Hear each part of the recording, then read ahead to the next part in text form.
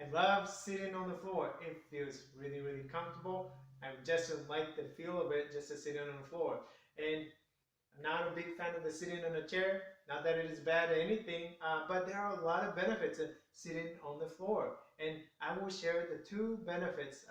There are more, but I share the two benefits with you. Okay, so first benefit is if you want to improve your flexibility and your mobility of the joints, your body, sitting on the floor, it can really help in over a long period of time. And it's probably not going to change. It's not going to change dramatically over a day or two or a week, but over a long period of time. And it really can help with the flexibility and the mobility of the joints. And I'll tell you, and I explain what I mean by that. Okay, so I am sitting on the floor like this way, and you look at my ankles, my knees, my hips, okay? And this is just the one position sitting on the floor. When you look at all the different movements and at each joint, okay? And then I change the position. I could sit like this way and look at how much of the movements and it's happening at the hip joints and the knee joints and the ankle joints. And not just that, also my spine. I could be sitting, leaning in one way or the other way. Okay, so there are many ways to sit on the floor, right? I may be sitting sideways like this way, or I could be sitting like this way, or I could be sitting like this way. For some people, maybe very not comfortable. But there are many different ways that you can sit on the floor. But in any position that you're sitting on the floor, and how much more movements that is taking place at all the joints you look at, right? And you compare to here, there's a chair. Then if I do sit on a chair, let's see what happens, okay? And this chair or couch, and for the most part, and you may have, okay, so another chair may have a backrest and you're leaning back like this way, but you look at my ankle joints, right? And you look at my knee joints, and you look at my hip joints, okay? And you look at my spine, my back, okay? So from here, right, you may be doing something, you're reading the books, watching the TV, hanging out with the friends, and working on the computer and whatever you're doing, okay, but not much, right? I mean, this is all you get, right? You may move in just a little bit here and there, but you really don't get that much movement. And so that's number one. And number two is the sitting provides a lot more movement options and compared to sitting on a chair. And so if I do sit, okay, I'm going to do sitting like this way, and then I have a coffee on the table in front of me, and if I'm going to reach over there, okay, I move, right? If I'm sitting like this way, and then I'm doing something, reaching for something, I move, okay?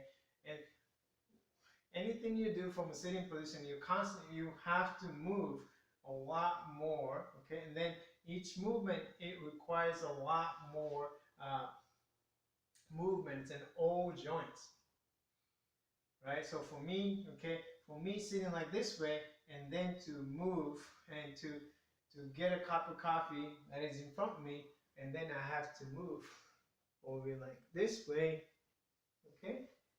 Or going to move like this way, okay?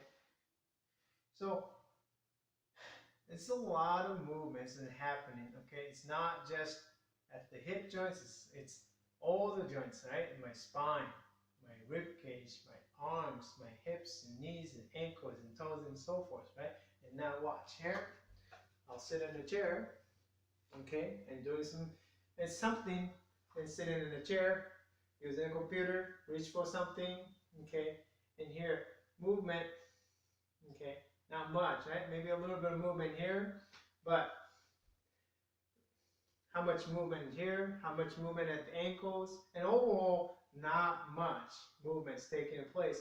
And also, when you sit in the chair and getting in, getting out of the chair, right? You're getting in, getting out of the chair, and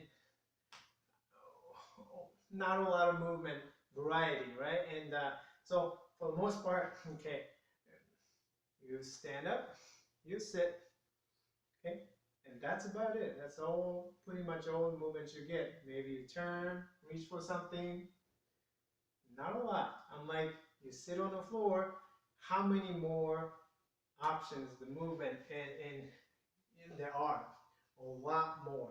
So that's clearly, to me, it's a huge benefit, and not just the position of the sitting itself, but also and what options, the movement options that a sitting can provide for you, which is a really, really great thing.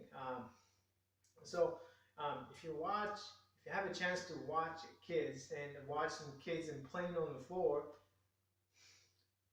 how many varieties of the movements do you see? And you look at all the movement possibilities there, and look at all the joints and how is it moving?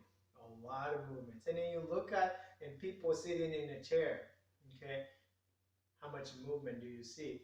And how many varieties and the variability of the movements do you see in people sitting in a chair? Not much, right? And nothing like you sit on the floor, then you're going to get a lot more movements and throughout the whole body, instead of just moving very little bit of movements in your maybe legs, in your hips and your back and so forth, right? So these are the reasons.